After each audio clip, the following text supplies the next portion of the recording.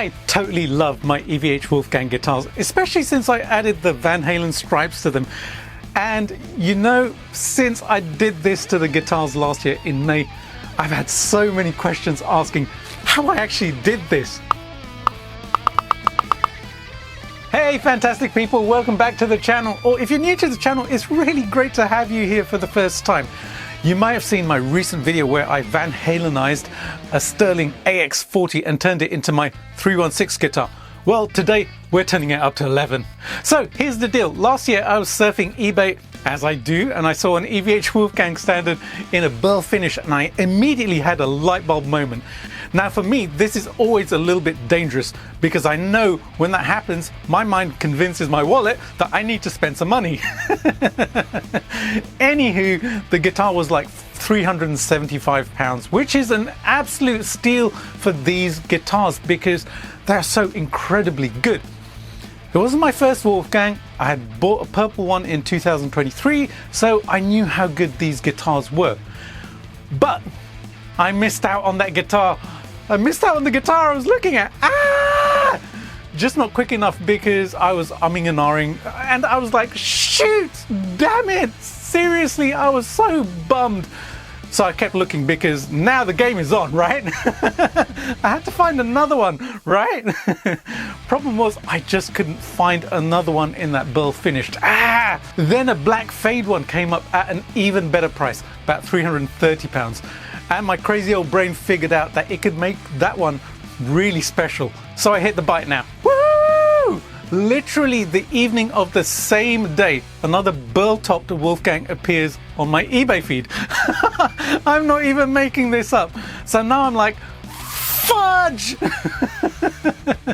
It was like £320. I know. And you know, I thought about it for a second and then I realized that the universe was sending it my way. And if I didn't go for it, I would end up regretting it. So I just hit the bite now. Again.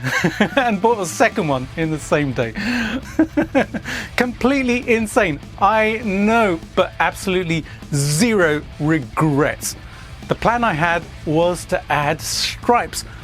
For under £700, I had two EVH Wolfgangs ready for some Van Halen magic. And today I'm going to show you guys how I did it.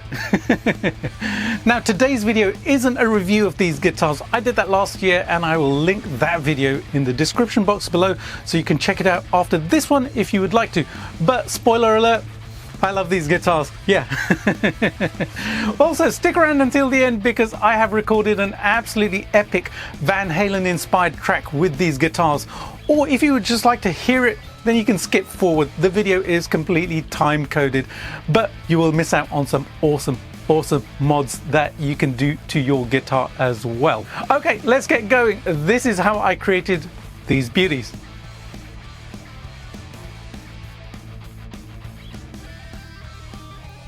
The first step was to loosen everything off, take the bridge off, and then loosen the pickups as well, and take the volume and the tone knobs off, just to keep everything out of the way while I did the stripes, because I wanted the stripes to go right across the guitar. I wanted them to look cool, and I wanted them to look like they were always there. So everything needed to be loosened off. I didn't take everything off, like the pots and stuff, they stayed in the guitar, but things like the knobs, they came off. My harebrained idea was to use window tint in order to do the stripes so that I could still see the wood grain and the black fade through the stripes. Worked really well. This stuff is pretty awesome because it's obviously see-through, but it's also self-adhesive, but it's not too self-adhesive. So if I ever wanted to reverse this, then I could easily do it. All I needed to do was cut the strips and then start applying them to the guitar. That's exactly what I did. I did strips in different thicknesses, and as you can see from the top, I had a picture of the 1984 guitar, which I used as a template to actually create the stripes that I wanted to on this guitar. I also used one of these squeegee things in order to get all the air bubbles out from under the tape so that it wasn't bubbling up underneath the surface and stuff. Worked really well. The tint film that I got had an extra layer of plastic on the top to protect the outside of it, so when I took it off, the stripe looked absolutely amazing. I then used a really sharp blade to then trim the edges. the guitar body was basically my template, which was awesome for getting a really sharp finish on the stripes.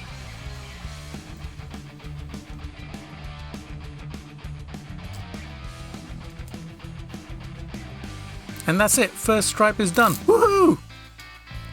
Only 50 more to go. Then it literally was rinse and repeat, lots and lots of times. So I've sped this section up so that you don't have to sit through hours and hours of footage watching me basically put stripes on the guitar. I did take my time over this process though, because I wanted the stripes to be really well done. You can see that I'm putting different width stripes on the guitar as well. And this really added to the overall look and the pattern.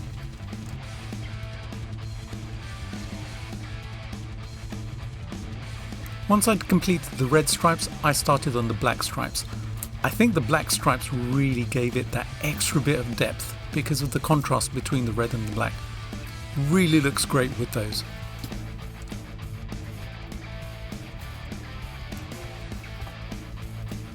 As I applied the black stripes, I could really see the vision of what I had in my head coming together. It was really exciting. Now, as this is essentially vinyl decal, I figured that if I heated it up, it would make it a little bit thinner, it would make it stick a little bit more as well, and it would just look better. So I got a hairdryer out, set it to basically hot, and then I went through the whole thing again and heated it up, and especially in the corners, as you can see me doing there, where the tape crossed over, it thinned out the material ever so slightly, and I could get the vinyl to wrap around the vinyl that was underneath it, and it just looked super cool once I had done it. Really gave it a fantastic edge. If I didn't do this step, then the tape was actually raising in places, and I didn't really like the look of that. I wanted this guitar to look awesome. I was going to use it in lots of videos, so it had to be perfect. I had to take this extra step, and it was really well worth it.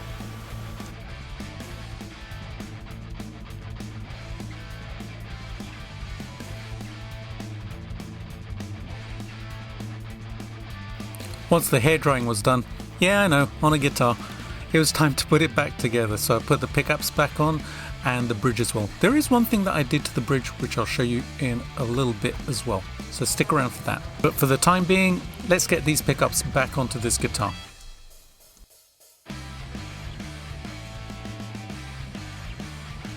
The bridge on this guitar is a Floyd Rose Special, which isn't the best bridge on the planet. So what I did was I changed the block out for this Music Lily brass block, which you can pick up for about 15 bucks. It's a huge block, and it did improve sustain and tone of the guitar.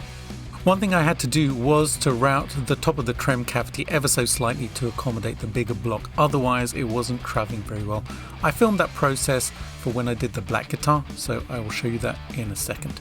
But first, the most important aspect of this guitar, the 5150 decal. Now this decal is actually cut out of carbon fibre, real carbon fibre. My very good friend Stefan Huther over at Red Stuff Amps, shout out to Stefan, very kindly cut these for me on his CNC machine. So what I did to get these perfect is, you'll see a little bit of tape at the end of the guitar, and it's got some markings on there. I'll zoom in so that you can have a look. And they're actually the placement of the numbers. So what I did first was I basically placed the numbers on the guitar without the glue, and then I made little marks on that masking tape. So when I did put the glue on, I could put them into place and get them into place really quickly and not get any mess everywhere, because super glue, when it gets everywhere, doesn't come off. I wanted the guitar to look neat. I didn't want blotches of super glue all over the place. So there's a pro little tip there for you. Hey, if you're enjoying this video, do me a favor and hit the subscribe button and hit the bell notification as well, because I'll have more Van Halen videos coming up really soon. And there you have it. The 5150 guitar is done, and it looks so cool. Quite a transformation from the original guitar, don't you think? Since building this guitar, I have changed the bridge pickup out to a Pariah Warfare Jason Hook pickup, and also added a coil tap switch, which makes this guitar incredibly versatile. Okay, onto the black fade guitar. Let's do this. Alright, strings are off the guitar, and I can take the bridge off the guitar now. And you'll see here that there's a route. Now this is the route that needs to be extended slightly further back here. It's not too much, but it does make a difference in terms of travel. I have done this already on the spalted maple EVH Wolfgang that I have, but I'd like to do the same for this. And this block will then travel just that little bit more, and the block that I have, which is the brass block, is the same size as this, the same width, so it'll allow a little bit more travel. So what I'm going to do is just use some masking tape to mask it off. I'm going to need to do that so that I don't scratch the surface as well when I do the routing. So I'll just lay this over the top, right where the route is.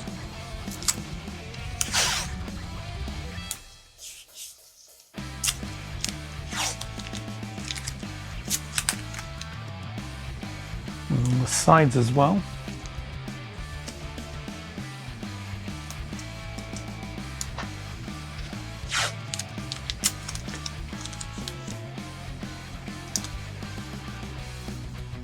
Then I'm going to put this back on.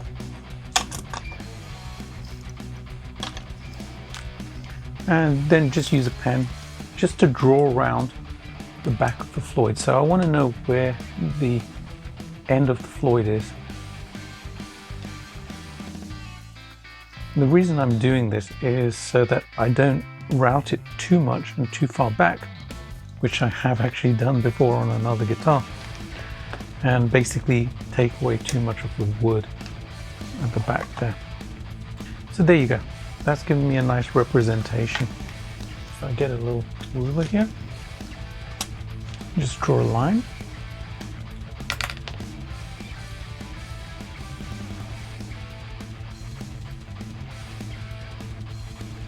This tells me exactly where I can go. So if I go down to here and then make sure that I follow this curve around here, then it'll make sure that when I put the Floyd back in, there isn't a gap around here.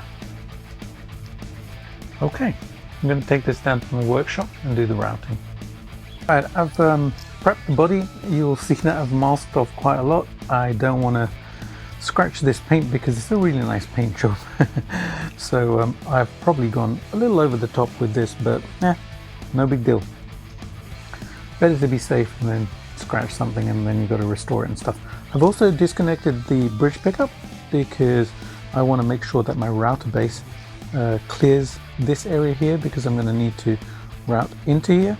I'm going to put a guide down here as well so that I don't go over this level here. Undone the pots as well, they're inside the cavity there, and I've taken the neck off as well. I just find it easier to take this down to my workshop like this.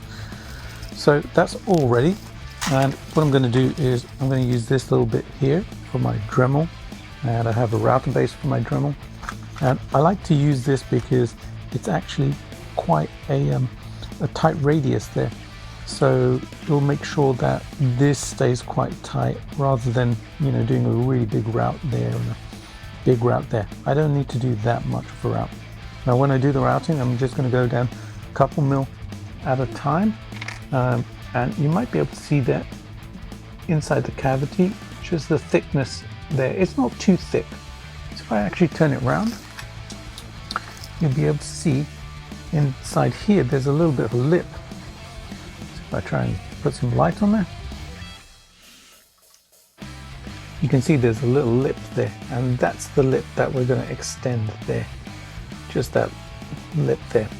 So it's not a massive amount of wood that I need to take off. It's around, I'd say 5 mil or something like that. So a few passes. I'm going to go slowly and then basically just get down to level. It's actually more like about 8 mil or something like that. Alrighty, I've got to take this down to my workshop, prep it, and then get routing.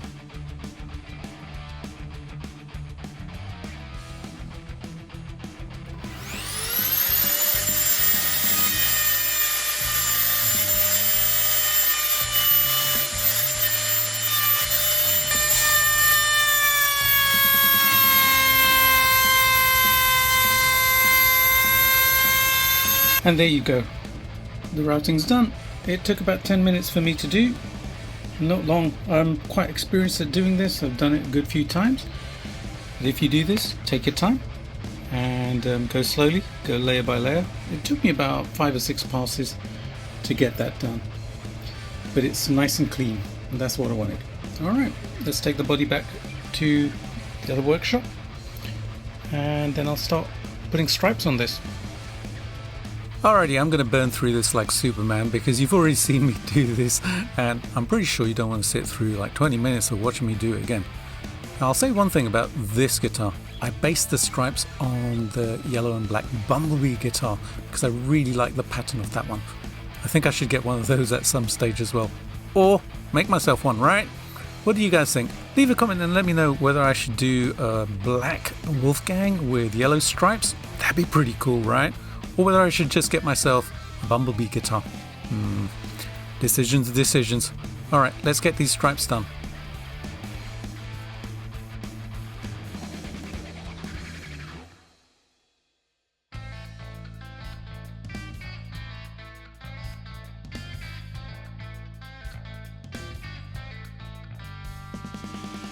The final part of the detailing is this 1984 logo, which is going to go just behind the bridge of the guitar. So I put the Floyd back on just to figure out where the center point is, and then I'm basically going to measure out and put a piece of tape over here and lay this across so that it's in exactly the right place. Probably shouting at the screen right now, where did you get that cool decal?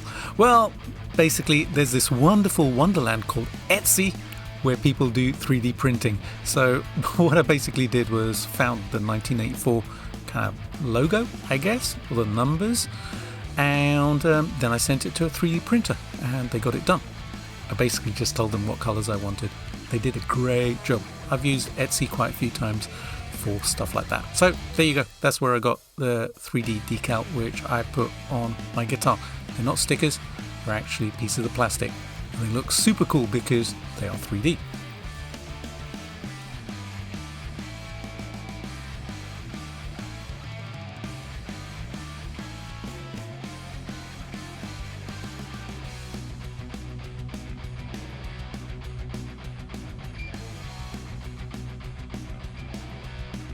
Alright, this is stuck down and it's looking really cool. This is going to be such a great addition, especially next to the 5150 Wolfgang, which I have made as well.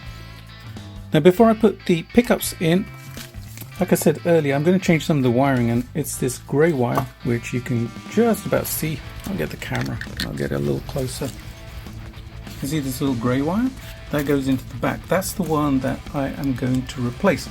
So before locking these into place, what I'm going to do is replace that wire because I need to get quite a few wires through this. It's not just the grounding wire and live wire, which I'm going to do.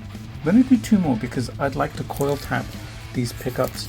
I'm going to put a push-pull pot as a replacement for the tone pot, and it's just easier to feed it through when the pickups are out of the guitar. I can do it when the pickups are in the guitar, and I have done it before. I actually did it with the 5150 guitar, but I'm going to do it with the pickups out this time.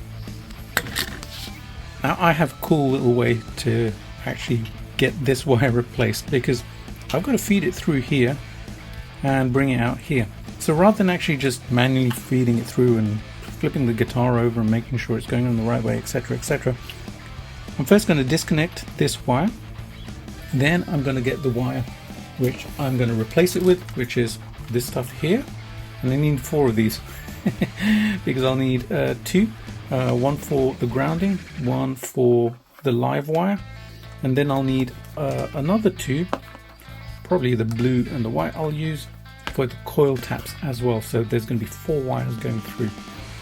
And what I'm going to do is I'm actually going to solder these wires onto the end of this wire first and then pull it through the guitar, because this will act as a guide to get it through to here. Alrighty, I've prepped it all.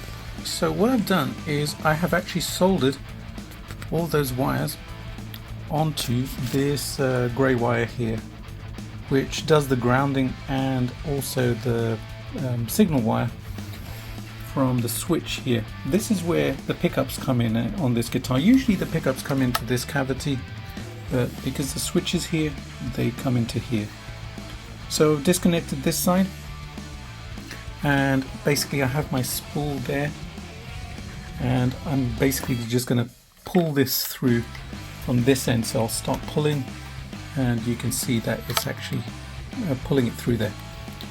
So like I said, the reason I left the pickups off the guitar is because I can access those cavities from the other side as well. So I'm going to start doing this, and then if I need to, I can flip the guitar around and guide the wires through a little bit more.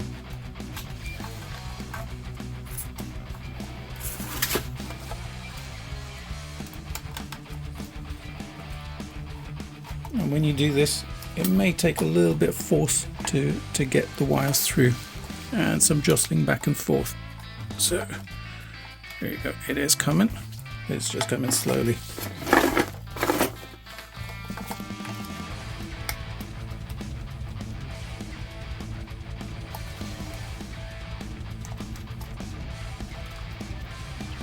And there you go, I didn't even have to flip the guitar around. I've got my wires through already. That's fantastic. Now I can just snip the wires to length here and then wire everything up. Perfect. Alrighty, I also need to replace this pot with a push-pull pot, which I have somewhere. Can't find it right now. There you go. I'm either going to use this one, which is a CTS, or I have this one, which is probably an Alpha or something like that. I'll decide. I'll see which one fits in the hole there. Because I wanted to coil tap the pickups, I needed to expose the coil wires. Now these are two wires which are connected together on a 4-conductor wire, and these actually connect the left and the right side of the humbucker coils to complete the circuit and basically make it a humbucker. So I had to cut into this little heat shrink which had been put on from factory, and it revealed those two wires that you see there, the green and white wire. That did the same thing for the other pickup as well.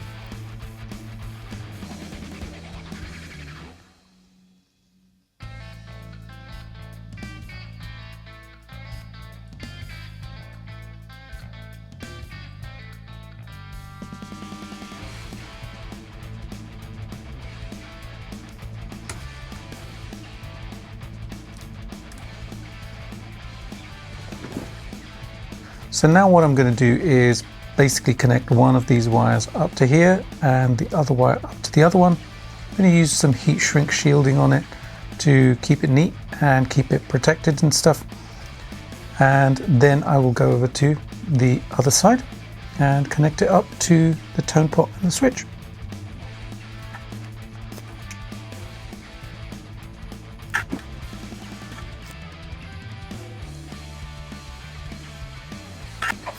Alrighty, coil splitting 101. You see the blue and white wire? Well, they're basically connected to the switch. And you'll see another wire in the middle lugs, which is plain, and it's going down the side. That wire is connected to ground. So what happens is when I activate the switch by pulling the tone knob up, it connects those two wires to ground and it turns one of the coils off. Ergo, coil splitting. Alright, everything's wired up, and I've zip tied stuff and neatly put it into the cavity here. Same thing up here as well. So that's all done. Next thing I'm going to do is just test that everything is working. I'll do this with a multimeter. I'll show you how I do this.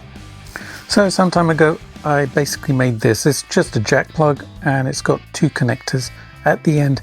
And what I do is I connect this up to my multimeter, kind of like this. And the other side like this, and then I plug it into my input jack, and if everything's working I should get signal here, and I am getting signal here because the volume is up. So I'm getting a reading of 13.3k, which I know is the bridge pickup, and if I go over to the middle position it's 7.3 and neck position is about 16. And that's correct because the neck pickup on the EVH guitars is hotter than the bridge pickup. So I know all of this is working. Fantastic. Awesome. Let's try the coil split now. So if I pull this up, this figure should halve. And that's exactly what it does. Brilliant. All right, so middle position is 3.7 now. Neck position is 7.9. Fabulous. All right, so I've got a coil split now. All working. And I'm getting signal from the pickups to the output jack. That's fantastic. All right, it's all working. So now I can start putting this back together. When I took the neck off the EVH, I noticed there was a tiny little shim right at the back here. So rather than just leave this, I actually have a couple of shims from StewMax. These are really good, made of hardwood. So I'm going to use the 0.25 degree shim to actually replace this little shim there. I want to float the bridge on this guitar. I have 3 of these guitars, so this one I'm going to make floating. My other one, the Spalted Maple, is floating already. I love the way that feels. And my purple one I'm going to leave as it is, just to dive bomb and things like that. But this shim will help to raise the neck just on this end of the neck, but it'll also support it right the way through the neck joint. Now on the guitar itself, the screw holes on this shim don't quite match up, but that's no big deal. This is a very, very thin piece of wood, so I can easily redo those holes. So I'm just going to mark out where they are, and then I'm going to tap those holes and get the neck back on the guitar. Alrighty, I've got that nicely fitted in there. A bit broke off the back, but no big deal. So now it's time to get the neck back on. When you're fitting the neck back onto an EVH guitar, you've got to pay attention to the screws. There are 2 which are slightly longer than the other 2. So if I put these on my hand, you'll see that these 2 screws are slightly shorter. These 2 screws are slightly longer. These 2 go at the end here, and these 2 shorter ones go on this side here. So make sure that the orientation is correct, because you do not want one of these going through your fretboard or something like that, because they are longer than, you know, they need to be for this position here. So just check that you have the correct screws. So I'm going to do this. I'm going to put these 2 screws this side and these 2 screws this side, so I know which are which.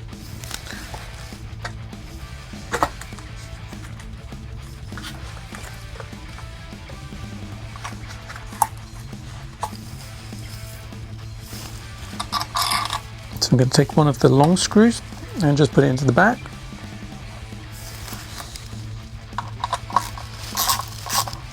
I won't tighten it completely yet. Then one of the short screws. So I usually do this X pattern thing here.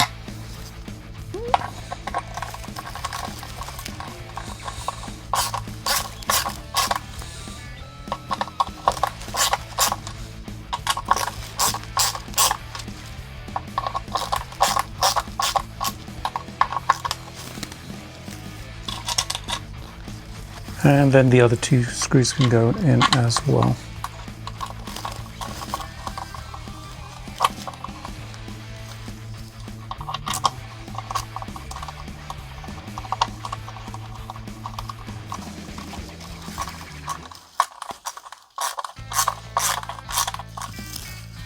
So I've only slightly tightened the screws. I just want to make sure that the neck is fitted properly and it's up against the body. So I'll look at the side and also make sure this shim is working as well. So I can see that there's space, so I do need to start tightening up. So I'll do the back first. And then again, I'm going to go in that X pattern. And this is going to start pulling the neck in.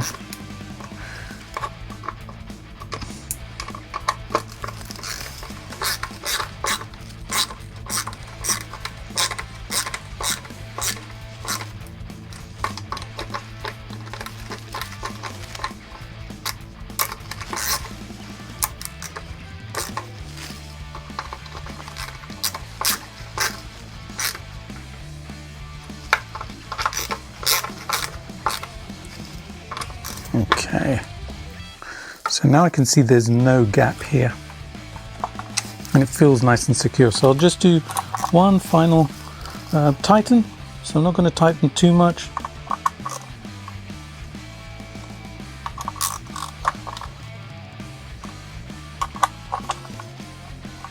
Perfect, that's done. The neck is back on the guitar, yay.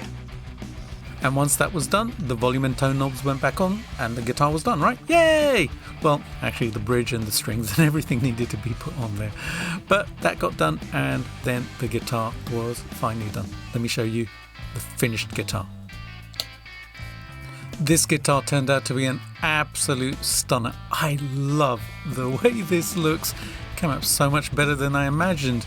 Love the stripes, love the decal, love everything about it. I love playing this as well. The tones on this are so cool. As an indulgence, I even created real carbon fiber cavity plates at the back. I know, a little over the top, but hey, I wanted to do it.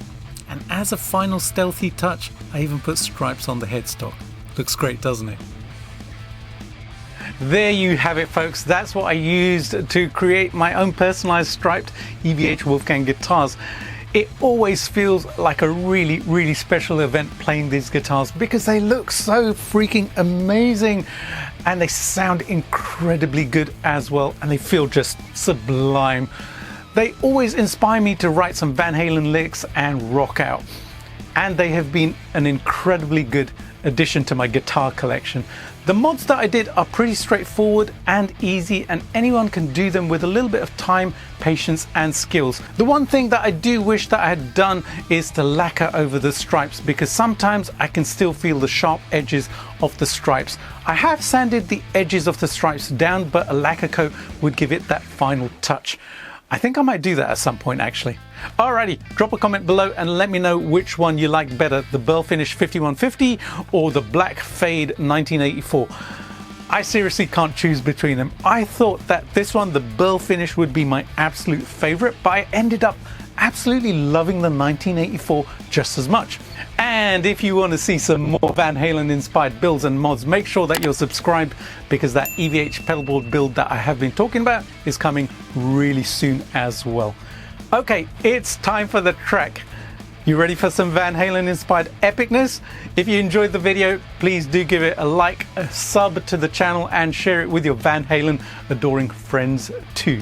Have an awesome day and I will catch you on the flip side, no doubt with some more Van Halen goodness. See ya.